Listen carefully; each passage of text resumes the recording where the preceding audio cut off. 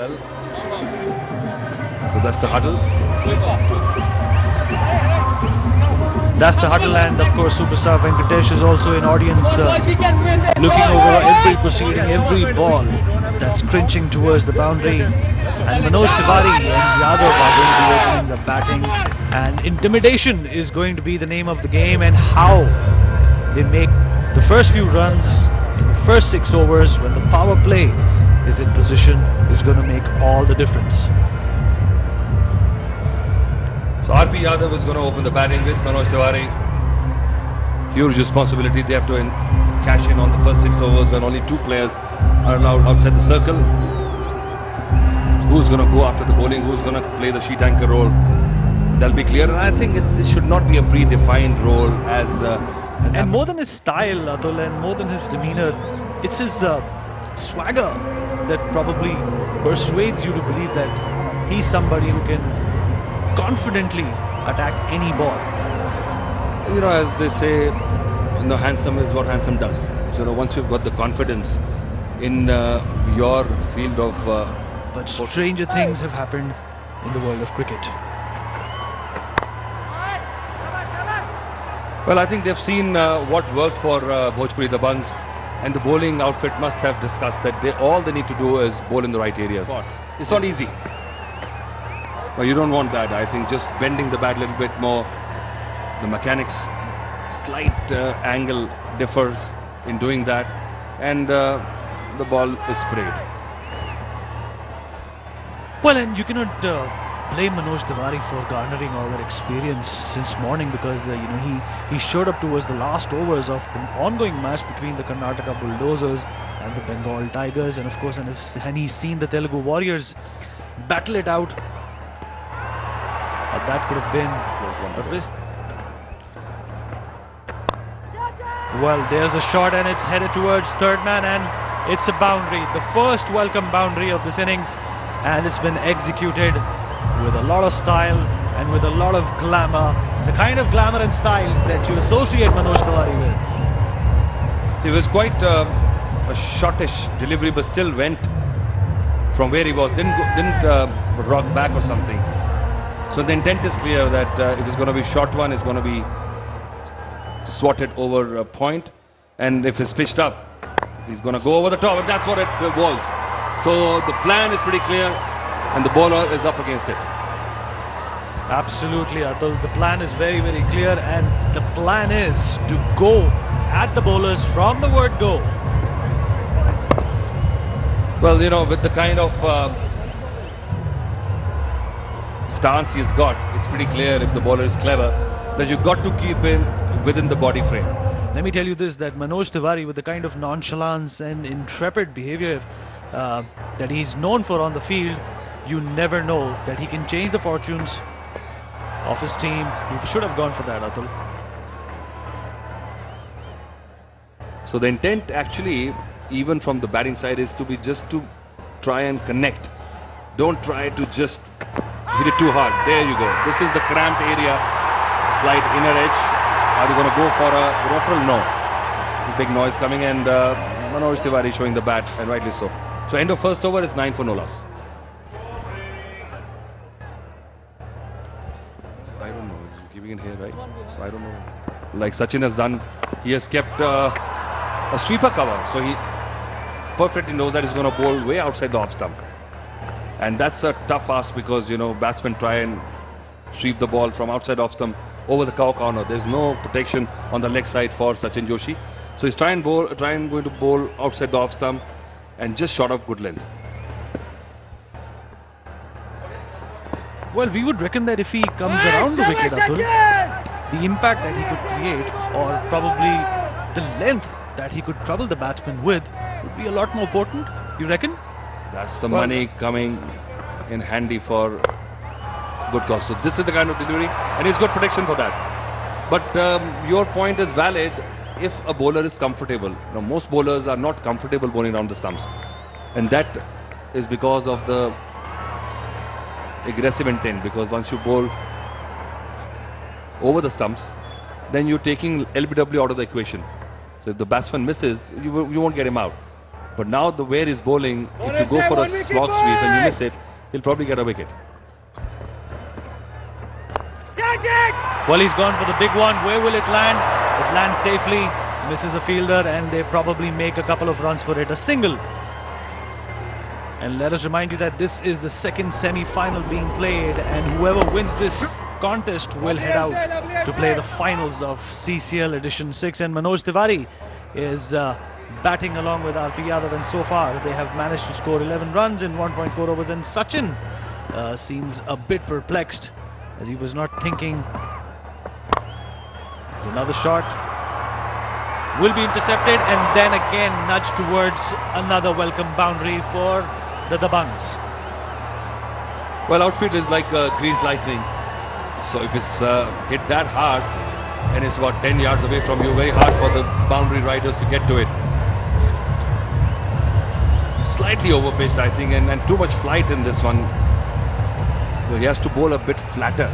That's what I want. I can understand it's hard. There's some moisture out there, very hard to grip the new ball.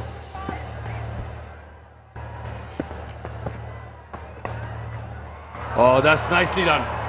There's nobody there. There's not much pace on it, so 2 comfortable runs.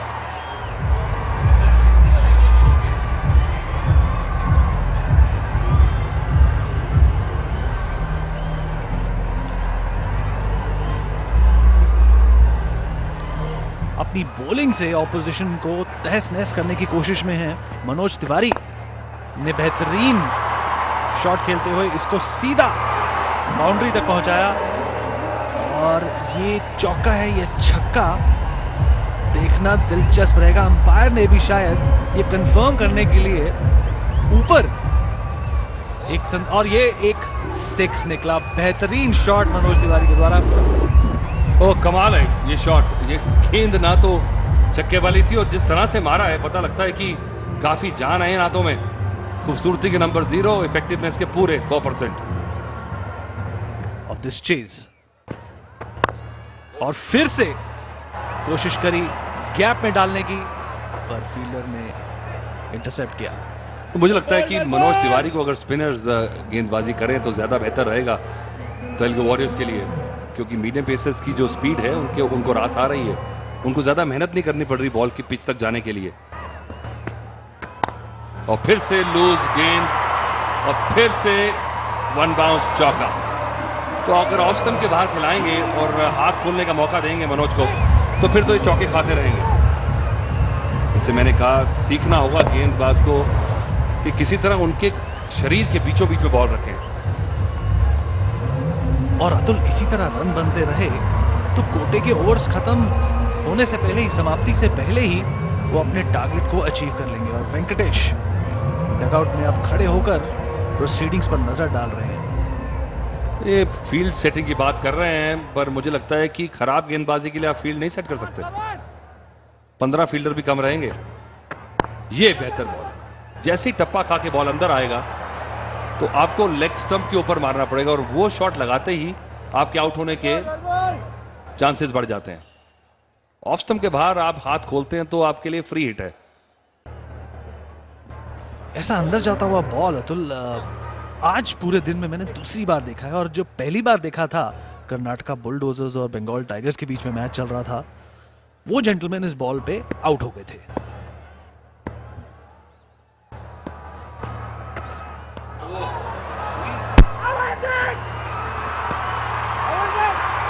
क्या हुआ यहाँ पे? Third umpire को refer किया है। I think बहुत चालाकी दिखाई है। शायद हील जो है, एड़ी शायद लाइन से ऊपर उठी हुई है, क्योंकि कुछ ना कुछ हिस्सा पैर का लाइन के पीछे होना चाहिए। अगर लाइन पे भी है तो फिर भी आप आउट हैं। तो अब ये एड़ी उठी है कि नहीं, जी अभी साफ हो जाएगा। और चालाकी से अकिनेने ने एक मौका बनाया विकेट लेने का, और गेंद भी बड़ी जबरदस्त थी।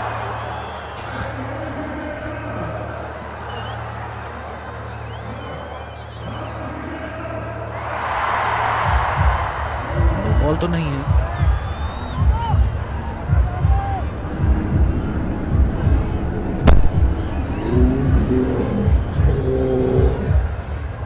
और ये बाल बचे। आरपी यादव। एडी नीचे आ गई तो बच गए, अगर खड़े रहते वहीं तो गए थे। तो एड़ियां मसलते हुए वापस पवेलियन की ओर लौट रहे थे। मनोज तिवारी के बल्ले से निकले 11 गेंदों में 3 चौके लगा चुके हैं, छक्का। ये बढ़िया गेंद, यहां पे रखेंगे। तो 3 ओवर की समाप्ति पे 28 बिना किसी नुकसान के। तो बड़ा जबरदस्त मुकाबला हो रहा है जी। ये तो विकेट नहीं आया है। तेलुगु वॉरियर्स को आदत नहीं है प्रेशर में खेलने की, एक तरफा मैचेस जीतते चले जाते हैं। मनोज तिवारी ने थोड़ा सा दबाव डाला है, 20 रन बना चुके हैं अब तक। ये अच्छी सोच, मनोज तिवारी को स्पिनर अगर गेंदबाजी करे तो तेलुगु वॉरियर्स के लिए बेहतर है, और 2-3 डॉट बॉल के बाद वो मजबूर हो जाएंगे बड़ा शॉट खेलने के। तो 6 ओवर तक जब तक 2 खिलाड़ी अंदर हैं, कौन झपकेगा पहले ये साफ हो जाएगा। और अतुल अभी तो एक अच्छी शुरुआत मिली है इन्हें, और ये बेहतरीन शॉट कवर्स की तरफ और बाउंड्री।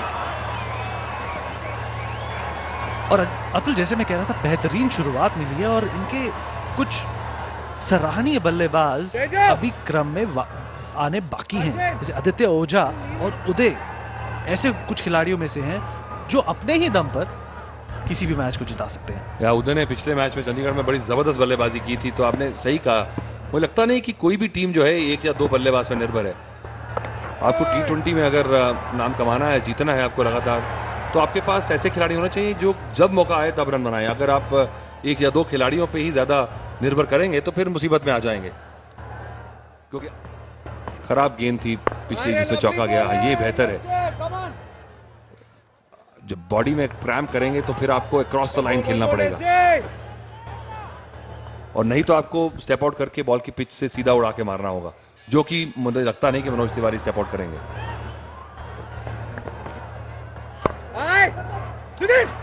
फिर से एक अच्छी गेंद और एक बेहतरीन रनिंग बिटवीन द विकेट्स के साथ, और एक विकेट की सख्त दरकार है इस टीम को। और अगले 3 से 4 ओवर में अतुल अगर एक भी विकेट नहीं झटक पाएंगे तो इनकी चिंताओं का सबब दुगना हो सकता है। और अगर आप सीसीएल के सुपर फैन हैं तो आप कॉल करें 5333-599 पर और आप जीत सकते हैं। After 4 overs 35 for no loss।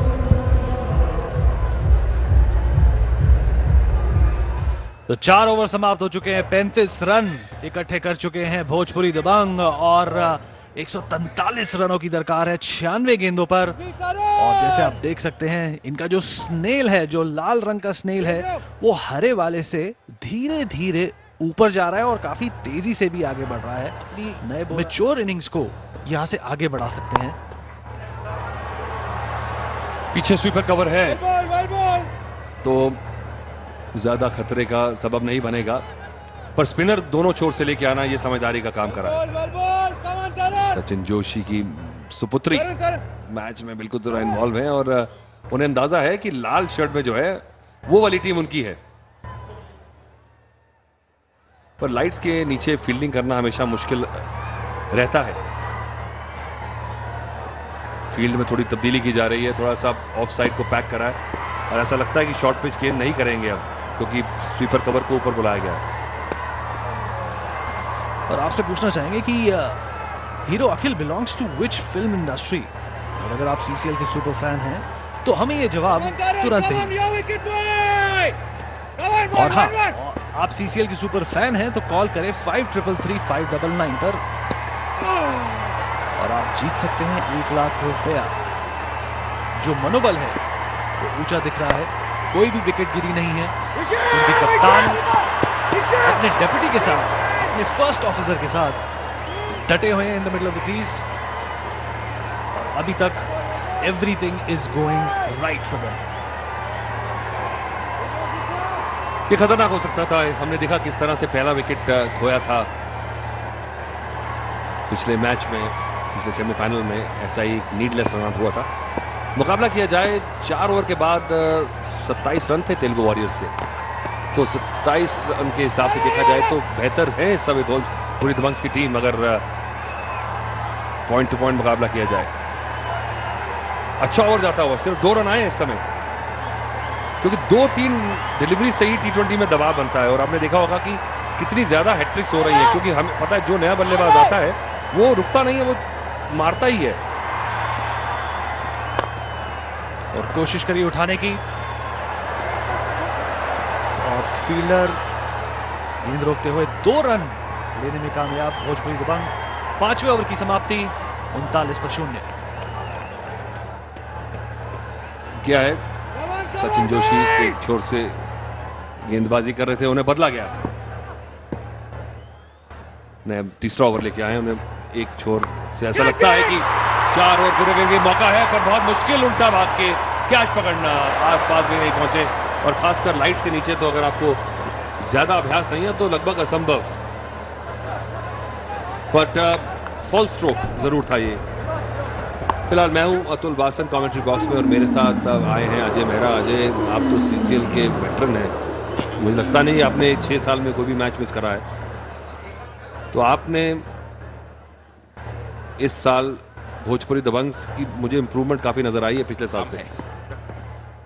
जो बैटिंग है वो किस प्रकार की है, बैटिंग में गहराई नजर आ रही है, जबरदस्त उनके पास तरीका है कैसे पेस करना है, एक आइडिया होना चाहिए।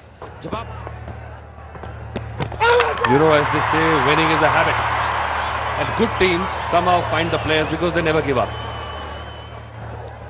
या डिसीजन पेंडिंग है यहाँ पे। अब एक रेफरल लिया है, पैर देखना चाहते हैं। ये बिल्कुल सही गेंद, इसमें कोई मुश्किल नहीं। अब देखना होगा पिछला पैर क्या क्रीज के अंदर था या उठा हुआ था, और यहाँ पे सुरक्षित नजर आ रहे हैं, बिल्कुल सुरक्षित। पैर बिल्कुल गड़ा हुआ है, बेस निकाल दिए हैं। आजकल मुझे लगता है अजय कुछ ज्यादा ही अंपायर्स रेफर करते हैं, ऐसे इतनी डिसीजन तो बिल्कुल। तब ऐसे ये टेक्नोलॉजी थी नहीं, ये कहाँ रेफरल और क्या, मतलब सीधे पैर ने आउट दिया तो वापस से जाना पड़ता था, फिर मतलब कुछ कह नहीं सकते थे। और गेंदबाजों की भी चांदी हो चुकी, कोई फ्रंट फुट पे आउट देना शुरू कर दिया है अंपायरों ने। पुराने जमाने के गेंदबाजों की डबल विकेट्स होती है अगर फ्रंट फुट पे एलबीडब्ल्यू दिया जाता, और हमारे जमाने में तो डिकी बट जैसे डांट देते थे फ्रंट फुट पे पैड पे लगने पे कि आगे खेला बल्लेबाज कैसे आपने अपील भी की। और एक खिलाड़ी थे राजीव नैयर हिमाचल के, जो खेलते ही पूरा आगे जाके पैडों से थे, पर यहाँ पे देखिए बल्ले के साथ उन्हें प्रयोग किया, डीप मिड विकेट पे शानदार शॉट, रन आ रहे हैं दबंग्स के लिए, ये एक बड़ी चीज है। आखिरी गेंद अब पावर प्ले की, इस बार कट किया है और सीधा फील्डर के हाथ में। 6 ओवर की समाप्ति, पावर प्ले समाप्त होते हुए 45 मिनट से नुकसान।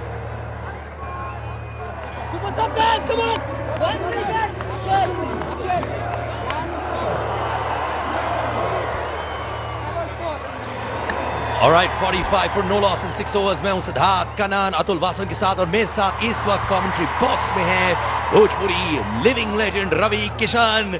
कैसे हो भैया?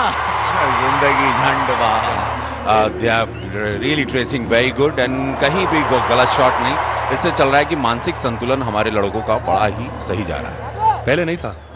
No, means sometime it's a semi-final, so you tend to get carried away. आप बहक सकते हो, लेकिन यहाँ पे सारे हमारे कैप्टन मनोज से प्रवेश, everybody, look at the ground, पागलपन देखो यहाँ पे। तेलुगु हीरो का मैडनेस जो है, तो ये ऐसा लग रहा है कि इंडिया पाकिस्तान या इंडिया ऑस्ट्रेलिया मैच चल रहा है। आई थिंक मुझे लगता है कि आदत नहीं है तेलुगु वॉरियर्स को ऐसे प्रेशर में खेलने की और हारने की, इसलिए थोड़े परेशान चेहरे हैं कि बड़े दिनों बाद मैंने दबाव में देखा है उन्हें। या बिकॉज ये टीम बहुत ही अच्छी, बहुत और बड़े दिनों से लोग प्रैक्टिस भी कर रहे थे, तो मैंने सोचा नहीं था कि ये लो एक कम। ये लगा चौका when Ravi Kishan is in the studios. Nothing can go wrong for the Bhojpuri team, huh? Litti chokha बनल बाहा बड़ा मजेदार, लिट्टी चोखा बनल बाहा बड़ा मजेदार, जे खाई नहीं, but here you know what Siddharth, I am Maddala Shiva Reddy. मैं और आप अभी चल के आ रहे थे, आपको लिटरली लोग मॉब कर रहे थे, तो मैंने सोचा भोजपुरी सुपरस्टार को इतनी फैन फॉलोइंग तेलुगु में कैसे? आप बताइए हमारे व्यूअर्स को। रेस गुर्रम मैंने एक फिल्म की थी, मैंने और अल्लू अर्जुन ने। वो फिल्म यहाँ की सबसे बड़ी ऐतिहासिक हिट में मानी जाती है, और वहाँ मेरे उसमें किरदार था मद्दाला शिवा रेड्डी, जो मैंने एक साइकोटिक एंटी हीरो किया था, जो बड़ा ही पॉपुलर हुआ, और उसकी फैन फॉलोइंग आप देख रहे हैं। और इनफैक्ट मैं यहाँ अभी तेलुगु फिल्म की शूटिंग कर रहा हूँ काफी दिनों से। तेलुगु से लेके और भोजपुरी तो चलिए है ही, घर की बात है, पर दिक्कत नहीं आती लैंग्वेज कैसे मैनेज करते हैं? नहीं, इमोट तो कर लेते हैं। हाँ जी, बिकॉज रंगमंच से कलाकार की कोई भाषा नहीं होती। इनफैक्ट मुझे ऐसा लगा, मैं डरा हुआ था, लेकिन यहाँ के डायरेक्टर्स एक सुरेंद्र रेड्डी थे, उन्होंने बहुत संभाला है। Now I am very comfortable. अभी 4-5 फिल्में कर रहा हूँ और बहुत अच्छा हुआ। और इसके साथ सम डायलॉग्स क्यों ना हो जाए भाई। और ये शिवर रेड्डी इज सेइंग दिस, हाँ, ಉಲ್ಗತ್ಲ ಯಾವಳ ಪುಣ್ಗೈರ್ಕಿತ್ತು ಅದ್ಲಾಂ ಬಿಟ್ಟಿತ್ತು ಎನ್ನ ಒತ್ತು ಬರಾದ 4 and drop the catch. मैं थोड़ा समझ गया वो डायलॉग, वो कुछ लड़कियों को छोड़ दो करके कुछ था ना, वो क्या था, समझाइए आप। हाँ, वो इस वक्त तो मैं बताऊं सिद्धार्थ, लेकिन सन्नाटा देख रहे हो, जरा सा भी ये पूरे तेलुगु स्टेडियम में इस वक्त आंध्रा ऑडियंस हमारे एकदम, बट ये गेम है, इसको एक फन की तरह हम लोगों ने सीखे। ये शॉट है और ये 6 है, बहुत ही ऊंचा था यार, बहुत ही ऊंचा था। और ये प्रवेश है, प्रवेश पूरा एक पागल है। बेसिकली प्रवेश का इतिहास ये बताऊं कि फौजी था, 5 साल ही वॉज इन फौज and then he turned actor in Bhojpuri as a hero करते हैं। लेकिन ये फौजी है तो उनकी मेंटालिटी बड़ी फौजी वाली है, और ये सियाचिन जैसी जगहों पर भी पोस्टेड थे, तो ये बहुत फोकस है। और मनोज का पास्ट है कि he was a player, Uttar Pradesh के लिए खेलते थे, बनारस हिंदू यूनिवर्सिटी। किस तरह के प्लेयर बताइए ना। ये मनोज बड़ा ही मनोज अच्छा, बहुत अच्छे सिंगर हैं, सांसद हैं, आज MP मेंबर ऑफ पार्लियामेंट हैं, बहुत अच्छे प्लेयर, और स्विंग बड़ा अच्छा डालते हैं, बैट्समैन भी बहुत अच्छे।